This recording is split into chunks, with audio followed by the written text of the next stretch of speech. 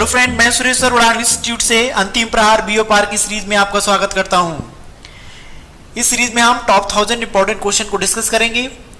इसका पहला पार्ट हम लोग डिस्कस कर रहे हैं। देखिए पहला क्वेश्चन, सूची 1 को सूची 2 से सुमेलित कीजिए तथा सूचियों के नीचे दिए गए कूट का प्रयोग करते हुए सही उत्तर का चयन कीजिए। अब इसमें से जैसे यहाँ पर ये दिया हुआ है ए में एस्किमो, ध्यान रखेंगे इसमें जनजातियां दी, इसको मैच कराना, फिर इसके मिलाकर के हम लोग को ऑप्शन देना है। तो एस्किमो जनजाति जो निवास करती है वो कनाडा क्षेत्र में निवास करती है, यानी इसको हम कनाडा से मिलाएंगे। और उसी तरीके से अगर देखें तो बद्दू जनजाति है सऊदी अरब में निवास करती है, और ये मसाई जनजाति है केन्या में निवास करती है। इस तरीके से बुशमैन जनजाति है बोत्सवाना में निवास करती है। इसके हिसाब से अगर हम लोग क्वेश्चन को मैच कराएंगे तो ए का हो जाएगा, ए का तीसरा, तो ए के तीसरे की अगर हम लोग बात करेंगे तो देखो यहाँ पर आपका सी नंबर होने का चांस बन रहा है, ध्यान रखेंगे। इसके बाद में जो मसाई जनजाति केन्या में निवास करती तो बी का हो जाएगा आपका 4 नंबर ऑप्शन। तो बी के सामने 4 आ रहा है, 4 इसमें भी आ रहा है, इसमें भी आ रहा है, तो ये देखो यहाँ पर होने के चांस है। फिर इसके बाद में आपकी बद्दू जनजाति सऊदी अरब में निवास करती है, तो बद्दू जनजाति सऊदी अरब में निवास करे देखेंगे तो सी का हो जाएगा आपका दूसरा, तो सी के सामने दूसरा आपका इसमें भी आ रहा है, इसमें भी आ रहा है, इसका आंसर ये होने के चांस है। फिर इसके बाद में जो बुशमैन नाम की जनजाति है वो बोत्सवाना क्षेत्र में निवास करती कालाहारी मरुस्थल में, तो इसका जो आंसर आपका हो जाएगा डी का आपका 1 नंबर से मैच कर रहा है, तो ये इसका हो जाएगा। तो बताइए इसका आंसर कौन सा हो जाएगा, सी नंबर हो जाएगा। ठीक है, इस तरीके से इसकी लोकेशन देख लेते हैं। जैसे कि ये एस्किमो जनजाति की अगर बात करेंगे तो देखेंगे यहाँ से ये जो हम लाइन खींच दे रहे हैं यहाँ से, ये आपकी भूमध्य रेखा होती है और ऐसे पार करते हुए इस तरीके से भूमध्य रेखा गुजरती है। इसको 0 डिग्री अक्षांश के नाम से हम लोग जानते हैं। ये पृथ्वी के बीचों बीच से गुजरती है, भूमाने होता है पृथ्वी, मध्य से गुजरती, दैट्स वाई इसको भूमध्य रेखा के नाम से जाना जाता है। और भूमध्य रेखा से जैसे अगर हम लोग उत्तर की ओर जाएंगे नॉर्थ पोल की तरफ तो यहाँ पर भी सर्दी रहती है, और अगर आप साउथ पोल की तरफ जाएंगे तो यहाँ भी ठंडा रहता है। तो इससे अगर हम लोग नॉर्थ पोल के पास में अगर जाते हैं तो ये आपकी टुंड्रा प्रदेश की जलवायु होती है। ये टुंड्रा प्रदेश की जलवायु में कनाडा वाला क्षेत्र भी आएगा, रूस का भी क्षेत्र आएगा। तो यहाँ पर एक एस्किमो जनजाति निवास करती है। ये जो एस्किमो जनजाति होती है ये इग्लू नाम के घर बनाती है, ध्यान रखना सब लोग, इग्लू नाम के घर बनाती है। और जिस भाले का प्रयोग करते हैं उसको हार्पून के नाम से जाना जाता है। जिस गाड़ी का शिकार में ये लोग प्रयोग करते हैं उसको स्लेज के नाम से जाना जाता है। इस तरीके से इसका जो आंसर हो जाएगा आपका सी नंबर। अगला क्वेश्चन देखेंगे, ग्रेट बैरियर रीफ है, तो इसमें से जल्दी से इसका ऑप्शन बताइए आप लोग, जल्दी से इसका ऑप्शन आप लोग बताइए। तो इसका ऑप्शन हो जाएगा आपका ऑस्ट्रेलिया के निकट एक प्रवाल भित्ति है। अब ऑस्ट्रेलिया के निकट एक प्रवाल भित्ति, इसको देखेंगे, ये पूरा विश्व आप लोग देख पा रहे हैं। इस पूरे विश्व में जहां पर व्हाइट कलर आप लोग देख पा रहे हैं, ये 7 महाद्वीपों में पूरी दुनिया बटी हुई है। उसमें से सबसे छोटा जो महाद्वीप होता है ये ऑस्ट्रेलिया महाद्वीप होता है।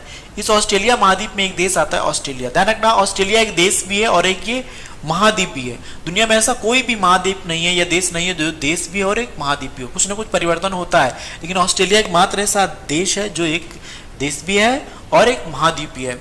अब ऑस्ट्रेलिया के पास में एक प्रवाल की चट्टान पाई जाती है। किसकी चट्टान पाई जाती है बताइए, एक प्रवाल की चट्टान पाई जाती है। अब प्रवाल क्या होती है, प्रवाल एक जीव होता है जो समुद्र में रहता है, ध्यान रखेंगे, और ये मोलस्का फाइलम के अंतर्गत आने वाला एक जीव होता है। और शायद आप लोग को जानकारी हो, मोलस्का फाइलम के अंतर्गत जितने सारे जीव आते हैं उसमें से अगर ऑक्टोपस को छोड़ दें तो जितने सारे अन्य जीव होते हैं वो क्या करते हैं, जन्म लेने के बाद में अपनी बॉडी को कवर करने के लिए चूने का कवच बनाते हैं। वो जो कवच जब उनकी डेथ हो जाती है तो वो प्लस उनका कवच प्लस उनकी डेड बॉडी जमीन में बैठ जाती है। जब उनकी जमीन में बैठ जाती है तो उनकी जो जनन क्षमता होती है इतनी जामदा होती है कि वो उनकी डेड बॉडी प्लस भित्ति जमीन में गिरती जाती, जमती जाती, गिरती जाती, जमती जाती है। एक समय ऐसा आता है कि बड़ी बड़ी प्रवाल की चट्टानों का निर्माण हो जाता है, तो वो उभर करके जब ऊपर आ जाती है तो उनको हम लोग प्रवाल की चट्टान या मूंगे की चट्टान के नाम से जाना जाता है। ऐसी दुनिया में बहुत सारी चट्टानें पाई जाती हैं, और अगर लेकिन दुनिया की जो सबसे बड़ी प्रवाल की चट्टान है तो वो ऑस्ट्रेलिया महाद्वीप में पाई जाती है, जिससे ग्रेट बैरियर रीफ के नाम से जाना जाता है। ध्यान रखेंगे हम लोग। अब ग्रेट बैरियर रीफ से संबंधित अगर देखेंगे, अपने भारत में भी एक प्रवाल की चट्टान पाई जाती है, जैसे कि ये अपना प्यारा भारत देश, और इसके अगर दक्षिण भारत में अगर हम लोग जाएंगे तो यहाँ पर राज पड़ता है केरल, और केरल के सामने अगर जहाँ पर ये मैं पॉइंट रख दे रहा हूँ तो यहाँ पर अपने भारत का एक केंद्र शासित प्रदेश पड़ता है, लक्षद्वीप केंद्र शासित प्रदेश पड़ता है। इस लक्षद्वीप केंद्र शासित प्रदेश की जो राजधानी कावारत्ती है। अब बार बार ये क्वेश्चन पूछा जाता है कि लक्षद्वीप केंद्र शासित प्रदेश है वो किस प्रोसेस से बना है, तो ध्यान रखना प्रवाल प्रोसेस से बना है, ध्यान रखना। और जबकि इधर आएंगे, अगर अपने इधर बंगाल की खाड़ी में जो अंडमान निकोबार केंद्र शासित प्रदेश पड़ता है वो ज्वालामुखी प्रोसेस से बना हुआ। आई होप ये समझ में आ गया होगा। आगे चलते तो बताइए इसका फिर आंसर क्या होगा। ऑस्ट्रेलिया के निकट प्रवाल एक भित्ति है। अगला क्वेश्चन है तकलाकामा मरुस्थल कहां पर स्थित है। तो तकलाकामा मरुस्थल, तो इसका आंसर जाने से पहले हम लोग सबसे पहले समझेंगे कि मरुस्थल क्या होता है। तो ध्यान रखेंगे ऐसा कोई क्षेत्र जहां पर 25 सेंटीमीटर से कम वर्षा हो। कितने सेंटीमीटर से बताइए, 25 सेंटीमीटर से अगर कम वर्षा होती है तो वो क्षेत्र जो होता है आपका मरुस्थलीय क्षेत्र कहलाता है। 25 सेंटीमीटर से कम वर्षा, वहां पर सर्दी गर्मी बर्फ से कोई लेना देना नहीं। ज्यादा लोगों के दिमाग में ये होता है, मैंने देखा बहुत सारे स्टूडेंट्स के साथ में, कि सोचते जहां बालू होगी वहां पर मरुस्थल होगा, जबकि ऐसा नहीं होता। ऐसा अगर होता तो लद्दाख में क्यों मरुस्थल होता, वहां पर तो बर्फ ही बर्फ जमी होती है। तो मरुस्थल का लेना देना ठंडे गर्म से नहीं है, ध्यान रखना। मरुस्थल ठंडा भी हो सकता है और आपका गर्म भी हो सकता है। मरुस्थल की जो मेन डेफिनेशन होता है, ऐसा कोई क्षेत्र जहां पर 25 सेंटीमीटर से एनुअल वर्षा कम होती हो, वो क्षेत्र आपका मरुस्थल क्षेत्र कहलाता है। दुनिया में फिलहाल बहुत सारे मरुस्थल हैं, ध्यान रखेंगे। उसमें से यहाँ पर जो एरिया मैं कवर कर दे रहा हूँ, यहाँ पर दुनिया का सबसे बड़ा मरुस्थल पड़ता है, सहारा मरुस्थल पड़ता है। उसी में से अगर हम लोग देखेंगे, आप लोग तकलाकामा मरुस्थल को डिस्कस करना है। ध्यान रखना, ये तकलाकामा मरुस्थल मध्य एशिया के झिंजियांग यूबर क्षेत्र में पड़ता है। कहाँ पर पड़ेगा, झिंजियांग यूबर क्षेत्र पड़ेगा। मध्य एशिया के अगर बात करेंगे तो यहाँ पर एक चीन देश पड़ता है और चीन में एक जगह पड़ती है झिंजियांग यूबर, ध्यान रखना। यह दक्षिण में कुनकुल पर्वत तथा इसके दक्षिण में अगर देखें तो कुनलुन पर्वत पड़ता है, तथा पश्चिम में उत्तर में क्रमशः पामीर और तियान शान पर्वत से यह मतलब मरुस्थल घिरा हुआ है। अगला क्वेश्चन देखेंगे, खुले में कुछ देर तक रखा दूध खट्टा हो जाता है, तो किसके कारण हो जाता है। तो इसका जो आंसर आपका है बी नंबर इसका ऑप्शन हो जाएगा। लैक्टिक अम्ल के कारण दूध ये खट्टा हो जाता है। ताजे दूध को वायु में खुला रखने से यह अनेक रोगजनक एवं अविकारी सूक्ष्म जीवों से संदूषित हो जाता है। अनेक अविकारी जीवाणु दूध की शर्करा, ये दूध में जो शर्करा पाई जाती है उसको क्या करते हैं बताइए। दूध की शर्करा पाई जाती है, उसमें लैक्टोज क्या होता है बताइए, लैक्टोज को ध्यान रखना। दूध की शर्करा में लैक्टोज को लैक्टिक अम्ल में, लैक्टोज को किसमें बदलेंगे बताइए, लैक्टोज को लैक्टिक अम्ल, लैक्टोज को लैक्टिक अम्ल में परिवर्तित कर देते हैं, जो दूध के खट्टेपन का मेन कारण होता है। तो इसका ऑप्शन हो जाएगा आपका बी नंबर। अगला क्वेश्चन देखते हैं, कौन सी नदी रिफ्ट घाटी या भ्रंश घाटी से होकर प्रभावित होती है। तो ये बहुत ही भारत का जाना माना क्वेश्चन है, नर्मदा नदी से होती है। अब देखेंगे इसमें ऐसा क्या है। देखिए ये अपना भारत का मैप, इसमें भारत के मैप में यहाँ से आपका एक विंध्याचल पर्वत है, उसके नीचे आएंगे तो एक सतपुड़ा पर्वत है, ठीक है। अब यहाँ से अमरकंटक क्षेत्र से एक नर्मदा नदी निकलती है। कौन सी नदी बताइए, यहाँ से एक नर्मदा नदी निकलती है। ये भारत की उल्टा बहने वाली नदी है। इसका पानी जाना चाहिए आपका बंगाल की खाड़ी में, लेकिन बंगाल की खाड़ी में ना जाकर के, बंगाल की खाड़ी में इसका पानी जाना चाहिए। फिलहाल भारत की कुल नदियों का 80% पानी बंगाल खाड़ी में गिरता है और लगभग 20% पानी आपका अरब सागर में गिरता है, ठीक है। तो इस नदी का पानी भी बंगाल खाड़ी में जाना चाहिए, लेकिन क्या होता है इसका पानी जैसे ही अमरकंटक क्षेत्र से निकलता है तो इसका पानी क्या होता है, विंध्याचल सतपुड़ा पर्वत के बीच में जो धंस गया है, धसी हुई क्षेत्र को हम लोग रिफ्ट घाटी के नाम से जानते हैं। इस रिफ्ट घाटी में उसका पानी फंस जाता, तो ना चाहते हुए इसका पानी उल्टा बहते बहते मध्य प्रदेश को ऐसे पार करते हुए गुजरात में खंबाती खाड़ी पड़ती है, उसमें गिरता है। तो ये भारत की उल्टा बहने वाली नदी है, ध्यान रखना। और रिफ्ट घाटी से बहने वाली नदी कौन सी, नर्मदा नदी, जो विंध्याचल सतपुड़ा पर्वत के बीच में रिफ्ट घाटी पाई जाती है। आई होप ये क्वेश्चन आप लोगों को समझ में आ गया होगा। अगला क्वेश्चन देखते हैं, भारत के किस राज्य में समुद्री तट सबसे लंबी है। समुद्र का तट सबसे लंबा कहां पर है। तो इसका आंसर जो है आपका गुजरात राज्य हो जाएगा। अब इसकी लोकेशन को अगर हम लोग देखेंगे, ये अपना प्यारा भारत देश, ये उसमें गुजरात प्रदेश। अब गुजरात की अगर बात करेंगे तो देखो तट रेखा की जब बात आई है, तो अगर आपसे पूछता है कि भारत के कुल कितने राज्य तट बनाते हैं, कुल अगर आपसे पूछेंगे कितने राज्य की बात हो रही है, तट रेखा बनाते, तो आंसर इसका हो जाएगा 9। ओके, अब इन 9 राज्यों की जो तट रेखा की लंबाई होती है वो 6100 किलोमीटर होती है। ध्यान रखना, कितनी किलोमीटर होगी बताइए, 6100 किलोमीटर होगी। केवल कितनी, 6100 किलोमीटर तट रेखा की लंबाई होगी। अब 6100 किलोमीटर तट रेखा की लंबाई तो सिर्फ ये 9 राज्यों की है, ध्यान रखना। लेकिन कभी कभी आप लोग आंसर में देखेंगे उसकी जो लंबाई होती है 7516.6 किलोमीटर भी कहीं कहीं 7516.6 किलोमीटर भी आंसर कहीं कहीं दिया होता है। अब बात आती है फिर क्या करेंगे, 6100 किलोमीटर लगाएंगे कि आप 7516.6 किलोमीटर लगाएंगे। तो एक चीज ध्यान रखना, अपने भारत में केरल के सामने यहाँ पर लक्षद्वीप केंद्र शासित प्रदेश पड़ता है। अब ये लक्षद्वीप की भी तो कुछ तट रेखा होगी, इसके साथ साथ आएंगे तो देखो ये आप लोग देख पा रहे हैं अपने भारत का केंद्र शासित प्रदेश है, अंडमान निकोबार पड़ता है। ये अंडमान निकोबार द्वीप समूह है। अब ये अंडमान निकोबार द्वीप समूह तो इसकी भी तो कुछ ना कुछ तट रेखा होगी। तो अगर इनकी तट रेखा अगर आप जोड़ देते हैं तो इनकी तट रेखा अगर जोड़ दो तो लगभग वही, तो फिर 6100 में अगर इनकी तट रेखा जोड़ दी जाएगी तो 7516.6 किलोमीटर टोटल तट रेखा की लंबाई हो जाती है, जिसमें सबसे लंबी तट रेखा वाला राज्य हो जाएगा आपका गुजरात और सबसे छोटी तट रेखा वाला राज्य हो जाएगा आपका गोवा राज्य हो जाएगा। ओके, अगला क्वेश्चन देखते हैं, भारत के संविधान का निम्नलिखित में से कौन सा अनुच्छेद प्रेस की स्वतंत्रता से संबंधित है? ध्यान रखिए अनुच्छेद आपका इसका 19 हो जाएगा। है कि अपने इंडियन कॉन्स्टिट्यूशन में 22 भाग होते हैं, 22 भाग होते हैं और उसमें से आपके 395 अनुच्छेद होते हैं, ध्यान रखना। अब कभी कभी पूछा जाएगा, चाहे पहले पूछे चाहे अभी पूछे, आप भाग 22 ही बताएंगे, 25 नहीं बताएंगे। अनुच्छेद पूछेगा तो आप 395 ही बताएंगे, क्योंकि 22 के बाद में कोई 23 नंबर का भाग नहीं बना है। जो भी भाग बने हुए जैसे 4 का 14 का इस तरीके से बने हुए हैं, तो अगर आपसे भाग पूछेगा तो आप 22 ही बताएंगे। अनुच्छेद में 396 नंबर का कोई अनुच्छेद नहीं बना है अपने इंडियन कॉन्स्टिट्यूशन में। अनुच्छेद जो नए बने हुए हैं जो अब 450 प्लस बताए जाते हैं वो ऐसे 51 का इस टाइप के होते हैं, उसमें खा करके बनाए गए। तो इसलिए आपसे अगर पूछते हैं वर्तमान समय में संविधान में अनुच्छेद कितने, तो आप 395 ही बताएंगे। तो अनुच्छेदों की संख्या 395, भाग की संख्या आपकी 22। तो उसमें से 22 भागों में से एक भाग होता है आपका 3। इस भाग 3 में हम लोग मूल अधिकार के बारे में पढ़ते हैं। किसके बारे में बताइए? इसमें हम लोग मूल अधिकार के बारे में पढ़ते हैं। ये तो मूल अधिकार होते हैं अपने इंडियन कॉन्स्टिट्यूशन के, देखा जाए अनुच्छेद 12 से लेकर के 35 तक के बीच में आते हैं और 6 मूल अधिकार होते हैं। तो पहले मूल अधिकारों की संख्या फिलहाल 7 थी, संपत्ति के अधिकार को मूल अधिकारों से हटा दिया गया, तो वर्तमान में मूल अधिकारों की संख्या बची कितनी बताइए? 6 मूल अधिकारों की संख्या बची। उसमें एक जो होता है समान स्वतंत्रता का अधिकार होता है, उस स्वतंत्रता का जो अधिकार होता है वो आपका 19 से लेकर के 22 तक आता है, ध्यान रखना। उस 19 से 22 तक में स्वतंत्रता का अधिकार में जो पहला ही होता है आपका 19, इसमें 6 प्रकार की हमको स्वतंत्रताएं मिलती हैं। वो जो 6 प्रकार की स्वतंत्रता होती है इसमें सबसे पहली स्वतंत्रता होती है वाक एवं अभिव्यक्ति की स्वतंत्रता, आर्टिकल नंबर 19 के तहत।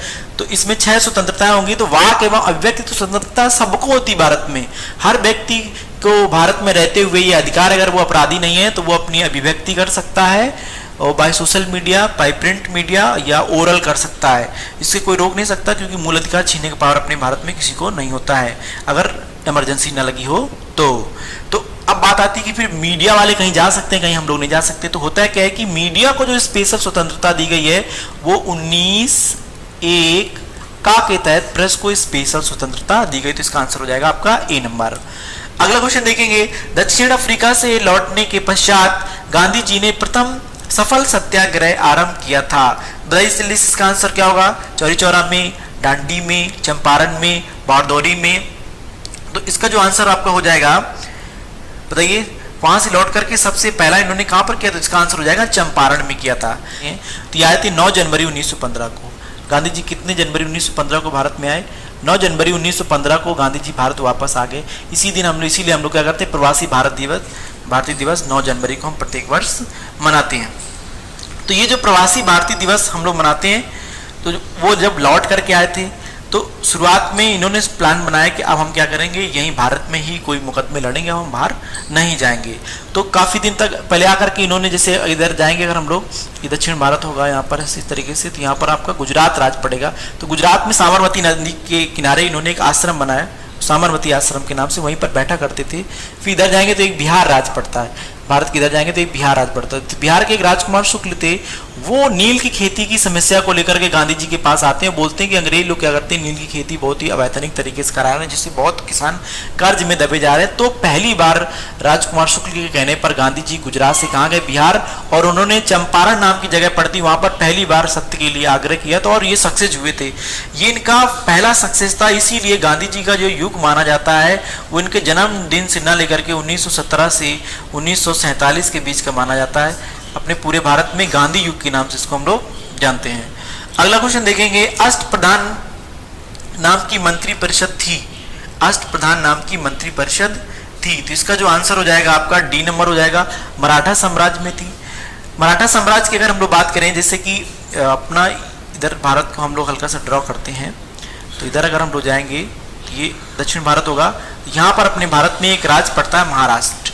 कौन पड़ता है? महाराष्ट्र राज्य पड़ता है।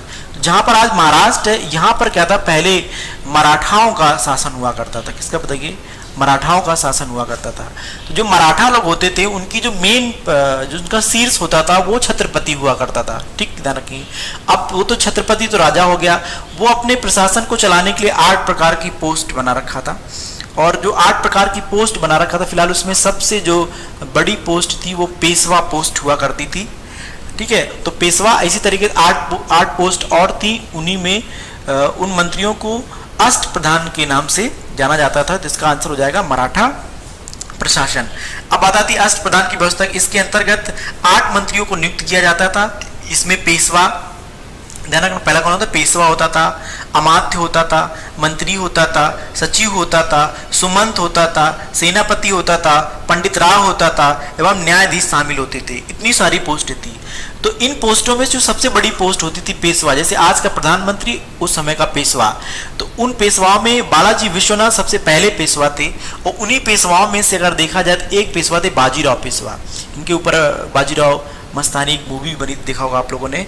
तो वो जो बाजीराव पेशवा थे, तो उनके समय में पेशवा की जो पोस्ट का जो जलवा होता है, जो पावर होता है, वो इतना ज्यादा बढ़ जाता है कि छत्रपतियों की चलने नहीं लगती। इसलिए पेशवाओं से क्वेश्चन कभी कभी बनते हैं। इसका आंसर होगा डी। अगला क्वेश्चन देखते हैं। शून्य अक्षांश तथा शून्य अंश देशांतर अवस्थित है। तो पहले तो इसको समझने के लिए हम लोग, इसका फिलहाल आंसर अटलांटिक महासागर होगा, लेकिन इसको समझेंगे पहले हम लोग। देखो, जैसे ये पूरे वर्ल्ड का ये ग्लोब है, तो इसमें जो लाइनें आपकी नॉर्थ से साउथ की ओर खींची हुई है वो आपकी लॉन्गिट्यूड। लॉन्गिट्यूड को हम लोग देशांतर बोलते हैं। क्या बोलते हैं लॉन्गिट्यूड को? लॉन्गिट्यूड को हम लोग देशांतर बोलते हैं। ओके, ये देशांतर रेखा है, 360 होती है देशांतर रेखा है। और जो रेखा ईस्ट से वेस्ट की ओर खींची हुई है, ये आपकी अक्षांश रेखा होती है। ठीक है, ये आपकी अक्षांश रेखा होती है। अक्षांश रेखाओं की संख्या अगर आपसे पूछेगा 179 बताई जाती है। 180 लिखा होता है, ध्यान रखना, कभी आगे चल के हम इसको समझाएंगे 179 क्यों बताई जाती है। अक्षांश पूछेगा आपसे तो 181 बताएंगे, अक्षांश रेखा पूछेगा तो 179 बताएंगे। बुक्स में 180 लिखा होता है, फिर अब आगे कभी डिस्कस करेंगे इसको हम लोग।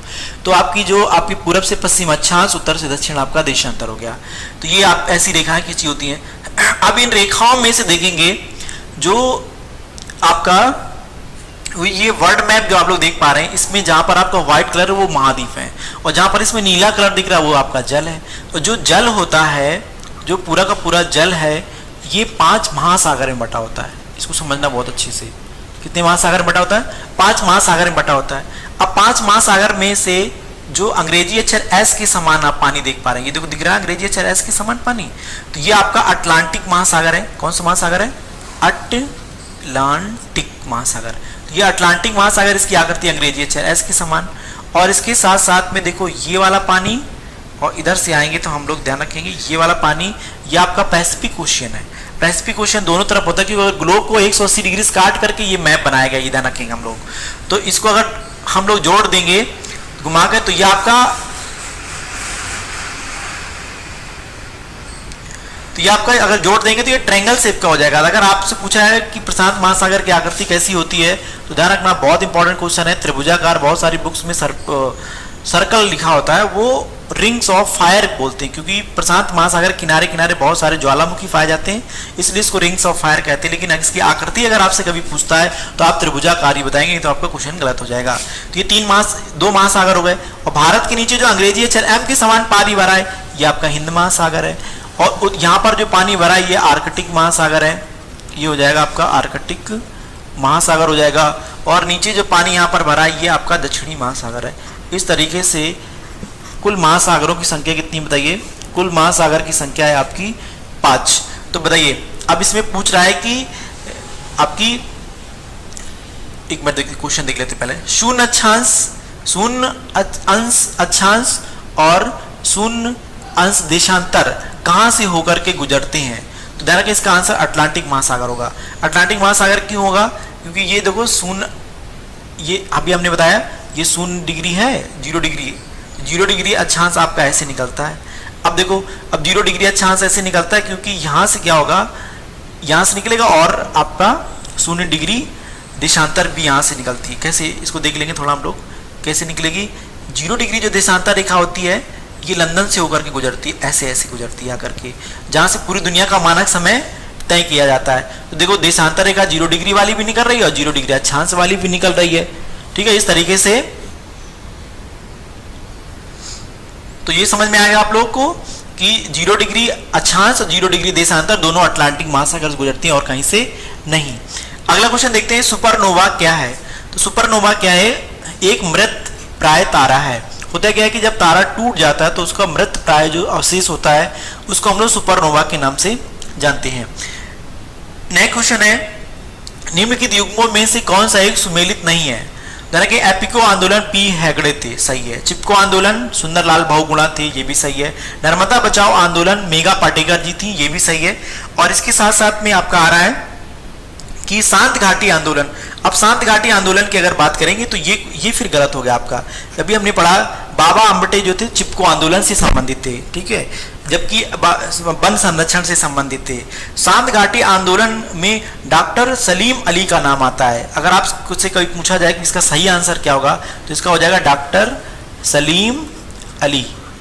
इनका क्या नाम तो बताइए, डॉक्टर सलीम अली, ये हो जाएगा। तो अब होना चाहिए इसका शांत घाटी आंदोलन का डॉक्टर सलीम अली, लेकिन दिया गया है इसमें बाबा आमटे, तो ये क्वेश्चन पे गलत हो गया। तो बाद बाकी एपिको आंदोलन बहुत पूछा था, पी हेगड़े। चिपको आंदोलन सुंदरलाल बहुगुणा ना हो तो आप लोग बाबा आमटे इसमें लगा सकते हो। नर्मदा बचाओ आंदोलन आएगा तो मेघा पाटेकर हो जाएगा। ये वाला क्वेश्चन गलत हो गया, तो फिर इसका आंसर गलत ही पूछा गया। देखो नहीं पूछा गया। जब देखो एक चीज ध्यान रखना, पेपर में बहुत लोग मिस्टेक करते हैं कि पूरा क्वेश्चन पढ़ लेते हैं निम्नलिखित में से कौन, और नहीं पढ़ते तो फिर क्वेश्चन का आंसर बदल जाता है। तो थोड़ा जल्दबाजी मत कीजिए, पेपर जब करिए तो कम से कम बच्चों को हम देखते हैं 1.5 क्वेश्चन में 5 या 6 क्वेश्चन है इसी तरीके से मिस्टेक कर देते हैं, क्योंकि क्वेश्चन को सही से पढ़ते नहीं वो लोग, और कह सकते हैं बहुत ज्यादा प्रसन्न हो जाते हैं कि ऐसा कैसे होगा, नहीं को पढ़ते नहीं, आखिरी क्वेश्चन गलत हो जाता है। तो आपको क्वेश्चन को थोड़ा सही से पढ़िए, आप समझ पाएंगे तो क्वेश्चन का आंसर आपका सटीक होगा, नहीं तो कभी कभी आता हुआ कॉन्सेप्ट भी गलत हो जाता है हमारा, ठीक है। ओके, तो इसका आंसर होगा डी नंबर। अगला क्वेश्चन देखिए, पारिस्थितिकी तंत्र की संकल्पना को किसने प्रस्तुत किया। तो इसका जो आंसर है आपका डी नंबर होगा, एजी टेंसले ने किया था। अब देखो इसमें आता पारिस्थितिकी के जनक आता तो आपका नाम दूसरा हो जाता, लेकिन पारिस्थितिकी तंत्र की बात कर रही है तो एजी टेंसले हो गया इसका आंसर, ठीक है। पारिस्थितिकी पूरी दुनिया एक पारिस्थितिकी है, हम लोग उस पारिस्थितिकी के हिस्से हैं, और एक पारिस्थितिकी के अंतर्गत बहुत सारे पारिस्थितिकी तंत्र पाए जाते हैं। अगला क्वेश्चन है, उत्तर प्रदेश को कितने कृषि जलवायु क्षेत्र में बांटा गया है। इसका जो आंसर है आपका सी नंबर हो जाएगा, 9 कृषि जलवायु क्षेत्र में बांटा गया है। अगला क्वेश्चन देखेंगे, अफीम प्राप्त किया जाता है। तो अफीम प्राप्त किया जाता है, इसका जो आंसर हो जाएगा आपका सी नंबर हो जाएगा, बिना पके फलों के लैक्टेस से अफीम को प्राप्त किया जाता है। आई होप ये वीडियो आपको पसंद आया होगा। ऐसे ही अंतिम प्रहार बीओ पार की सीरीज से आप अगर जुड़ना चाहते हो तो हमारे चैनल को लाइक, सब्सक्राइब और शेयर करें। Thanks for watching.